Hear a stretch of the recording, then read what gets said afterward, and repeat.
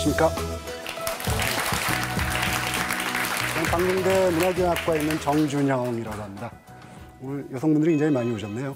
젊은 여성분도 많이 계신데 혹시 프로야구 좋아하세요? 안 좋아하세요? 좋아하는 분 계십니까? 프로야구? 예, 남성분이 역시 좋아하시네요. 경기장에 많이 가보셨어요? 경기장은 안 가요. 주로 텔레비전만 보시는군요. 최근에 이 프로야구 경기장을 가본 분들의 얘기에 따르자면 프로야구 경기장 이 분위기가 많이 바뀌었다라고 합니다. 과거는 이제 달라졌다는 얘기인데 가장 핵심적인 변화는 뭐냐면 여성 관계의 숫자가 엄청나게 늘었다라는 것입니다. 단지 느낌만의 문제는 아닙니다. 실제 수치로도 증명이 되는데요. KBO, 한국야구위원회죠. 거기에서 이 티켓 판매를 대행하는 회사를 두고 있습니다. 티켓링크에서 2015년에 통계를 내봤더니 여성 관계의 비율이 무려 43.1%였다라고 해요. 성별, 연령별로도 나눠봤는데 놀랍게도 가장 많은 인구 집단이 바로 20대 여성이었습니다.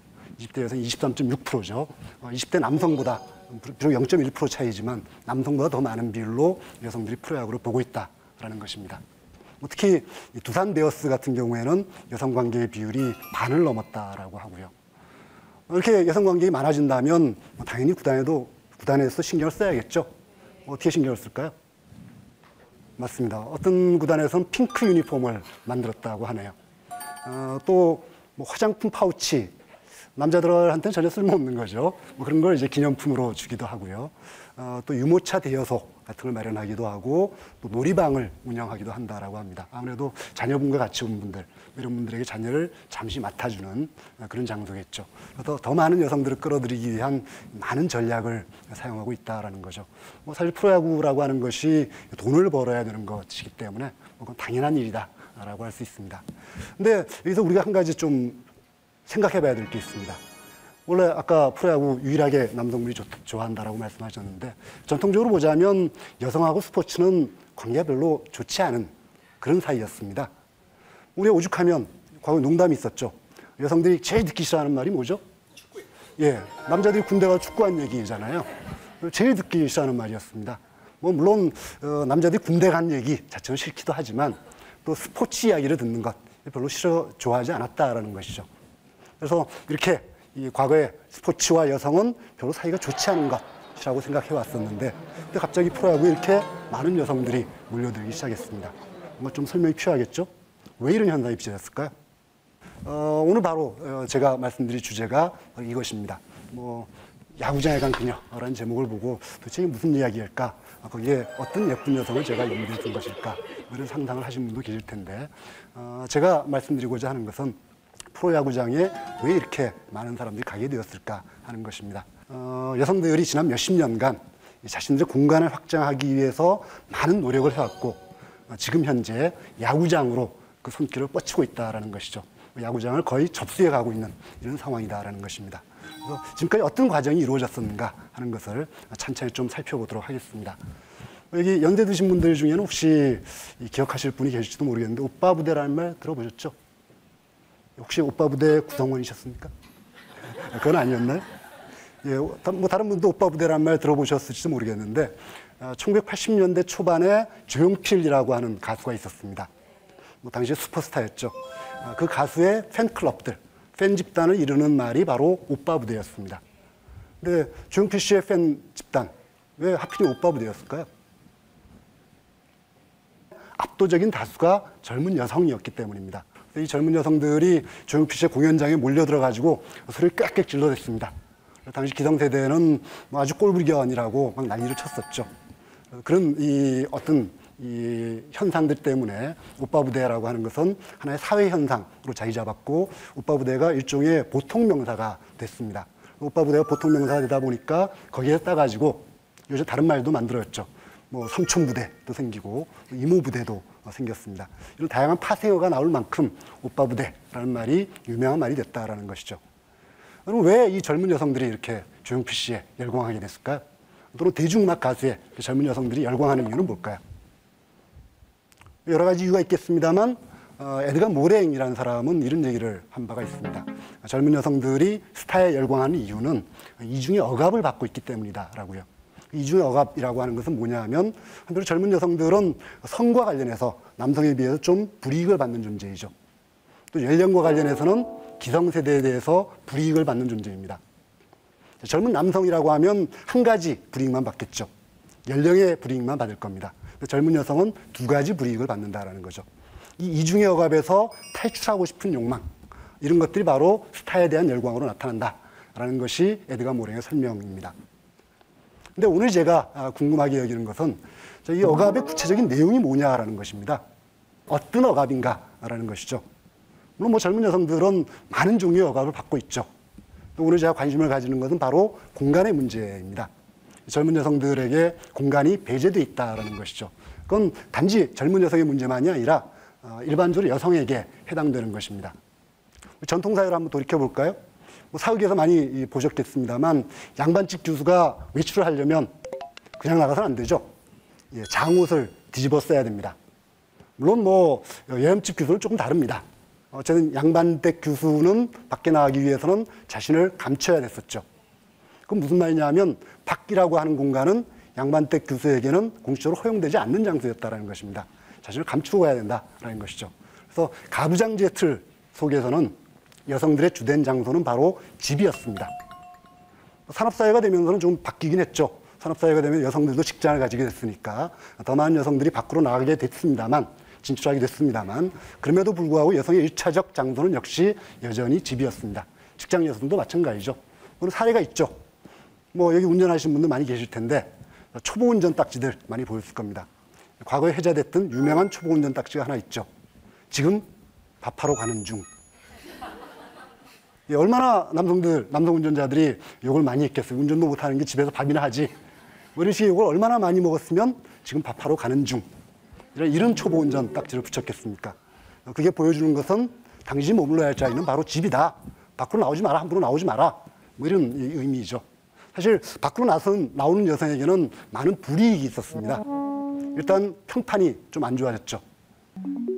집에 머물러 있지 않고 맨날 밖으로 싸 돌아다니는 사람들, 어떤 식의 평판을 받았을까요? 정숙하지 못한 여성입니다. 여성답지 않은 여성이죠. 사실 그건 좀 사소한 것입니다. 훨씬 심한 것들도 있죠. 우리 강남역 살인 사건에서 그 사례가 보이듯이 이를테면 성희롱 또는 성폭력, 이런 치명적인 위험들이 상식적으로 잠재해 있다는 것입니다. 그래서 여성들이 밖에 나가기 위해서는 그 위험성을 무릅써야 됐습니다. 갑갑하겠죠? 굉장히 갑갑할 겁니다. 젊은 여성들이 먼저 거리로 뛰쳐나가려고 하는, 또는 집 밖으로 나가려고 하는 이런 시도를 하게 됩니다. 아마 조용필 씨의 팬그룹이 바로 그 첫 번째 사례가 아니었을까 싶습니다. 아주 선진적인 존재였죠. 드디어 집에서 탈출해가지고 밖으로 나갔습니다. 근데 그 사람들이 나간 곳, 공연장이라고 하는 공간은 어떤 공간이죠? 무대 위에는 아주 밝습니다. 그렇지만 객석은 컴컴하죠. 또 공연장은 대개 체육관 같은 곳입니다. 밀폐되어 있죠. 그러니까 밀폐되어 있고 컴컴한 공간입니다. 밀폐되어 있다는 것은 어떤 의미냐 하면 성희롱이나 성폭력 같은 위험성으로부터 안전하다는 의미입니다. 컴컴하다는 건 뭐죠? 나의 익명성이 보장된다는 것입니다. 누구한테 내 얼굴이 드러나가지고 비난받을 위험성이 상대적으로 적다는 것이죠. 하여튼 그럼에도 불구하고 기성세대는 그들 여성에 대해서 많은 비난을 퍼부었습니다. 그렇지만 어쨌든 그들은 공연장을 안전하게 접수했죠. 공연장을 안전하게 접수하고 난 다음에는 그 다음에 다른 공간을 찾기 시작했습니다. 어디로 갔을까요? 같은 체육관이지만 좀 더 밝은 공간입니다. 어디냐 하면 배구장, 농구장이었죠. 그래서 80년대 중반이 되면 이 배구가 아주 각광을 받았습니다. 90년대에는 드라마에도 나왔던 또 다른 사회 현상이 있었죠. 그래서 우지원, 문경은, 이상민 이런 이 미남 선수들에 열광하는 또 다른 오빠 부대가 생겨났습니다. 그래서 이런 식으로 여성들은 자신의 공간을 점점 확장시켜 왔는데 항상 이것이 사회 현상이 됐다라고 하는 것은 거기에 대해서 이 기존 사회에서 좀 달갑지 않은 시선으로 봤다는 것을 의미하죠. 좀 항상 이렇게 달갑지 않은 이런 대우를 받았던 것은 아닙니다. 오히려 격려를 받았던 때도 있었죠. 언제였죠? 2002년이었습니다. 월드컵이 열렸을 때. 그때 거리 응원이 막 벌어졌죠. 많았을 땐 700만 명이 거리로 쏟아져 나왔습니다. 그중 다수가 여성이었는데, 근데 거기에 대해서는 누구도 비난하지 않았습니다. 오히려 막 칭찬했죠. 거기서 용기를 얻어가지고 그 이후로 여성들은 아주 자주 거리로 막 나가기 시작했습니다. 대표적인 것이 바로 촛불 집회입니다. 2008년 또 2016년, 17년 촛불 집회 아주 거대하게 열렸었죠. 특히 2008년은 유명했습니다. 뭐 들어보신 적 있으실지 모르겠는데 삼국이라고 해가지고 뭐 소울드레서, 그다음에 뭐 화장발, 쌍코 뭐 이런 이 여성 커뮤니티, 거기 이제 파리쿡 같은 요리 사이트, 여성들이 중심을 이룬 그런 요리 사이트에서 거의 조직적으로 촛불 집회에 참여했습니다.